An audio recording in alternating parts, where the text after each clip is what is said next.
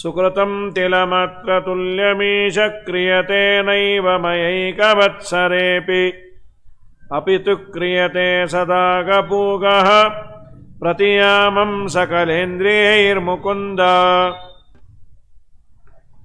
ಎಲ್ಲ ಇಂದ್ರಿಯಗಳ ಉಪದ್ರವವನ್ನು ದೇವರಲ್ಲಿ ಪ್ರಾರ್ಥನೆಯನ್ನು ಮಾಡಿಕೊಳ್ಳಿ, ಅಂದರೆ ಈ ರೀತಿ ಉಪದ್ರವ ಕೊಟ್ಟು ನನ್ನನ್ನು ಹಾಳು ಮಾಡುತ್ತೆ ಅಂತ ವಿಜೇಂದ್ರ ಸ್ವಾಮಿಗಳು ತೋರಿಸಿಕೊಡ್ತಿದ್ದಾರೆ. ಒಂದೊಂದೇ ಅವಯವವನ್ನು ಹೇಳಿದ್ರು. ನನ್ನ ಕಿವಿಗಳಿಂದ ದೇವರ ಕಥೆಯನ್ನು ಕೇಳಲಿಕ್ಕೆ ನಾನು ಇಷ್ಟಪಡಲಿಲ್ಲ, ನನ್ನ ಕಣ್ಣುಗಳು ದೇವರನ್ನು ಪ್ರತಿಪಾದನೆ ಮಾಡುವ ಶಾಸ್ತ್ರವನ್ನು ನೋಡಲಿಕ್ಕೆ ಇಷ್ಟಪಡಲಿಲ್ಲ, ಅದಕ್ಕೆ ವಿರುದ್ಧವಾಗಿ ಯಾವುದೋ ನರ್ತನವನ್ನು ಇನ್ಯಾವುದೋ ನೋಡಬಾರದ್ದನ್ನು ನೋಡಿ ಒನ್ಸ್ ಮೋರ್ ಅಂದೆ. ನಹಿ ನಾಸಿಕಯ ಕದಾಪಿ ವಿಷ್ಣೋ ಪದಪದ್ಮಾರ್ಪಿತ ಪುಷ್ಪಗಂಧ ಬುದ್ಧಿ ಕಮಲೇಶ ಭವಾಮಿ ಕಿಂತು ವಿಷ್ಣೋ ಚರಣ ಅನರ್ಪಿತ ಪುಷ್ಪಗಂಧ ಬುದ್ಧಿ. ನಾಸಿಕದಿಂದ ನಾನು ದೇವರಿಗೆ ಅರ್ಪಿತವಾದ ನಿರ್ಮಾಲ್ಯವನ್ನು ಆಘ್ರಾಣಿಸಲಿಲ್ಲ. ನಿರ್ಮಾಲ್ಯವನ್ನು ಬಿಟ್ಟರೆ ಬಹಳ ದೊಡ್ಡ ತೊಂದರೆಯೂ ಆಗತ್ತೆ. ನಿನ್ನೆ ಎಲ್ಲ ಕೇಳಿದ್ವಿ, ರುದ್ರದೇವರು ಪರಮಾತ್ಮನ ನಿರ್ಮಾಲ್ಯ ಅಂತ ತಲೆ ಮೇಲೆ ಗಂಗೆಯನ್ನು ಧಾರಣೆ ಮಾಡ್ತಾರೆ. ಇವತ್ತಿಗೂ ಶಿಷ್ಟರು ಏಕಾದಶಿ ದಿವಸ ಹರಿವಾಣ ಸೇವೆ ಅಂತ ಹರಿವು ಮುಡಿದ ಹೂವುಗಳನ್ನು ಹರಿವಾಣದಲ್ಲಿ ಇಟ್ಟುಕೊಂಡು ಅಂತ ದಾಸರು ಹೇಳಿದ್ದನ್ನು ಪರಿಪಾಲನೆ ಮಾಡ್ತಾರೆ. ಇಂದ್ರದೇವರು ಆ ದುರ್ವಾಸರು ಕೊಟ್ಟ ಭಗವಂತನ ನಿರ್ಮಾಲ್ಯವನ್ನು ತಿರಸ್ಕಾರ ಮಾಡಿದ್ದಕ್ಕೆ ಇಂದ್ರ ಪದವಿ ಹೋಗೋದು ಅಂದರೆ ಇಂದ್ರ ಪದವಿಯಲ್ಲಿದ್ದರು. ದೇವತೆಗಳೆಲ್ಲ ಅವರ ಮೇಲೆ ಮೇಲುಗೈ ಸಾಧಿಸಿ ಲಕ್ಷ್ಮೀದೇವಿ ಹೊರಟೋಟದು ಅವರ ಮನೆಯಿಂದ.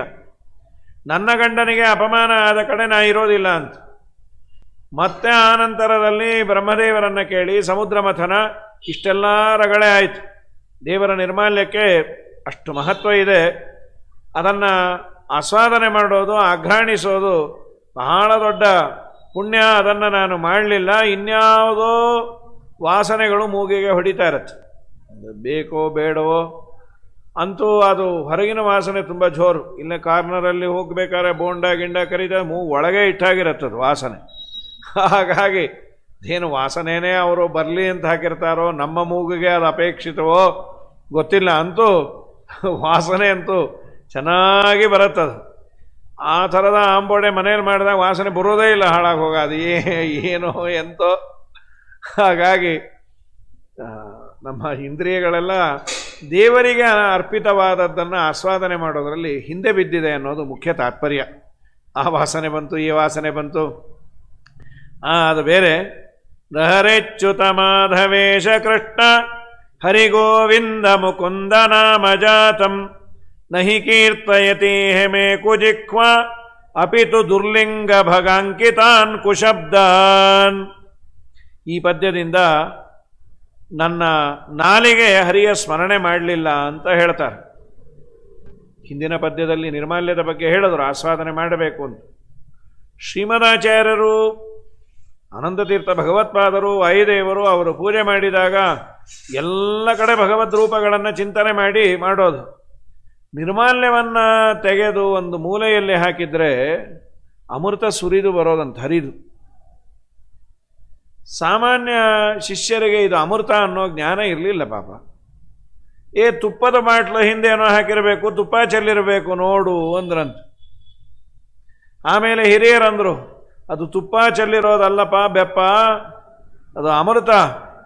ಸ್ರಾವಿ ನಿರ್ಮಾಲ್ಯ ಸೂನೆ ಘೃತಮಿದಮಿದಿಮಂತೋ ಭ್ರಾಂತಿಮಂತೋ ಶಿಷ್ಯ. ಇದು ಘೃತ ಇದು ಅಂತಂದಾಗ, ಘೃತ ಅನ್ನೋದು ಭ್ರಾಂತಿ, ಅದು ಘೃತ ಅಲ್ಲ, ತುಪ್ಪ ಅಲ್ಲ.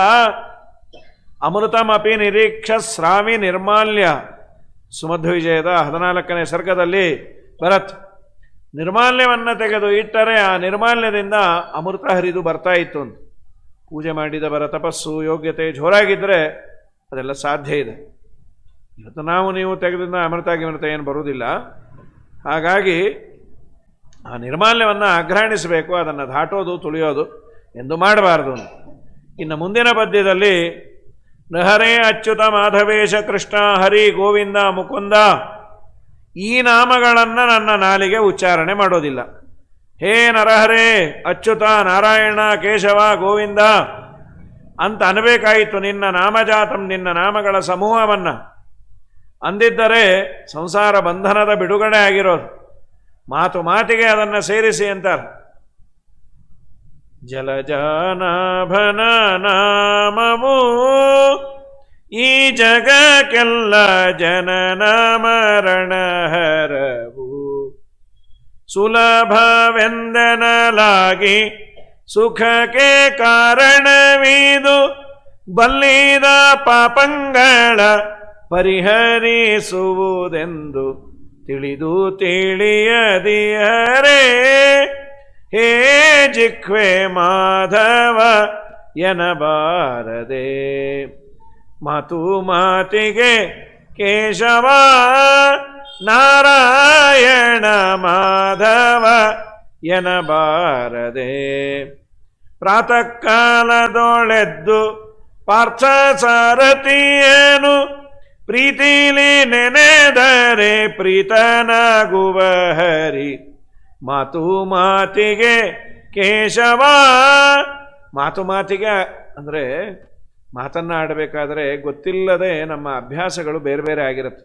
ಪ್ರಿಫಿಕ್ಸು ಸಫಿಕ್ಸು ಆ ಮಾತಿನಲ್ಲಿ ಬೇಡ, ಆದರೆ ನಮ್ಮ ಅಭ್ಯಾಸ ಹಾಗಾಗಿ ಬಿಟ್ಟಿರತ್ತೆ.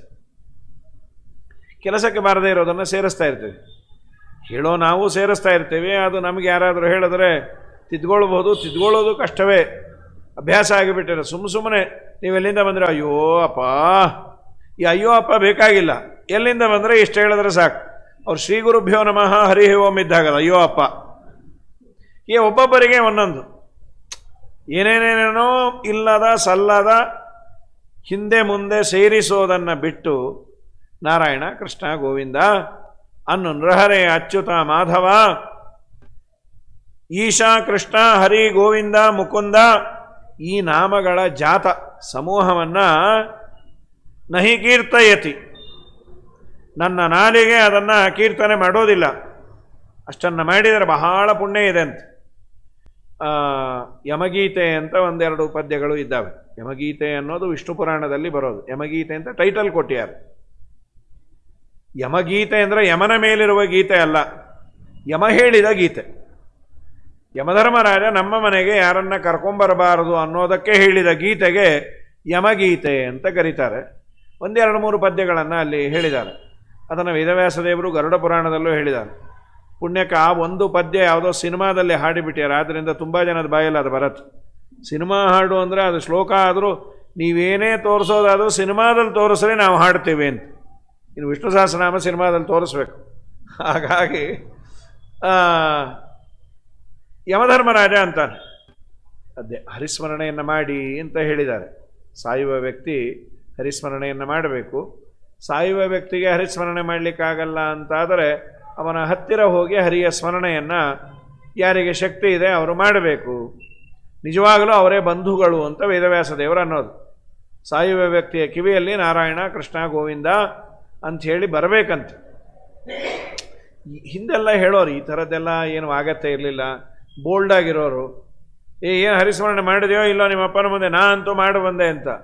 ಈಗೆಲ್ಲ ನಮಗೊಂಥರ ಅಯ್ಯೋ ನಮಗೆ ಯಾಕೆ ಬಿಡ್ರಿ ಆಮೇಲೆ ನೀವು ಅನ್ನೋದು, ಅವ್ರು ಆಮೇಲೆ ಆಗಲೇ ಪ್ರಾಣ ಬಿಟ್ಟು ಬಿಡೋದು, ಅವ್ರು ಯಾವಾಗಲೂ ನಿಮ್ಮನ್ನೇ ಕೇಳ್ತಾ ಇರೋದು, ಈ ಥರ ದಿನ ಎಷ್ಟು ಜನನ ಕಳಿಸ್ತೀರಿ ಅಂತ. ಹೀಗಾದರೂ ಆಗತ್ತೆ ನಮ್ಮ ಕರ್ಮಕ್ಕೆ. ನಾವೇನೋ ನಾರಾಯಣ ಕೃಷ್ಣ ಗೋವಿಂದ ಅಂದ್ವಿ, ಅವನ ಅಷ್ಟರಲ್ಲಿ ಗೋವಿಂದ ಆಗ್ಬಿಟ್ಟ. ಇವರು ನೋಡಿದಾಗೆಲ್ಲ ಅಂತಾರೆ ನಮ್ಮ ಮನೆ ತಂದೆಯನ್ನು ಕಳಿಸಿದವರೇ ನೀವು ಮಹಾನುಭಾವರು, ಅದೇ ಹಾಗಾಗಿ ಬೇಡ ಬೇಡ ಅಂತ. ನಿಜವಾದ ಬಂಧುಗಳು ಅಂದರೆ ಅವರೇ ಅಂತ. ಪರಲೋಕಕ್ಕೆ ಬೇಕಾದಂತಹ ಹರಿಯ ಸ್ಮರಣೆಯನ್ನು ನೆನಪು ಮಾಡಿಕೊಟ್ರಲ್ಲ ಅವರು ದೊಡ್ಡ ಬಂಧುಗಳು. ಇಹಲೋಕದಲ್ಲಿ ಏನು ಕೊಟ್ಟ, ಅವರು ಕೊಟ್ಟಿದ್ದಲ್ಲಿ ಏನಾದ್ರು ಉಪಯೋಗ ಬೀಳತ್ತೋ ಬಿಡತ್ತೋ, ಫೋಟೋ ಕೊಡಬಹುದು, ಮಾಮ ಇನ್ನೇನೋ ಅವ್ರವ್ರ ಯೋಗ್ಯತೆ ಮೇಲೆ ಹೋಗತ್ತೆ. ಮಾಡ್ರನ್ ಪೇಂಟಿಂಗ್ ಅಂತ ಕೊಟ್ಟಿರ್ತಾರೆ, ಬರೆದವನಿಗೂ ಗೊತ್ತಾಗಲ್ಲ ನೋಡಿದವನಿಗೂ ಗೊತ್ತಾಗಲ್ಲ, ಇಬ್ಬರೂ ಗೊತ್ತಿಲ್ಲ ಅನ್ನಬಾರ್ದು. ವಾಟ್ ಎ ವಂಡರ್ಫುಲ್ ಪೇಂಟಿಂಗ್, ಏನದು ಅಂದರು, ಅನಿರ್ವಚನೀಯ.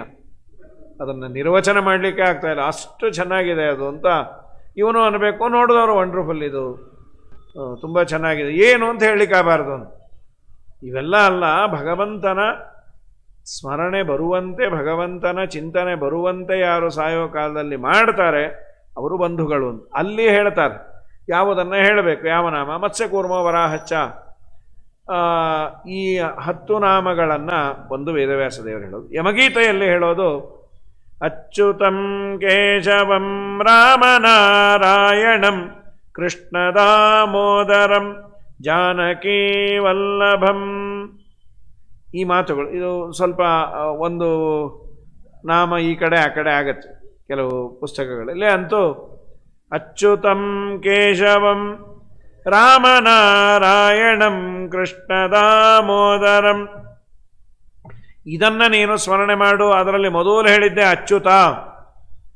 ಇದೊಂದು ದೊಡ್ಡ ಉಪಾಸನೆ. ದೇವರಿಗೆ ನಾಶ ಇಲ್ಲ. ಚ್ಯುತಿ ಅಂದರೆ ನಾಶ. ಅವನಿಗೆ ನಾಶ ಇಲ್ಲ, ನಾಶರಹಿತ.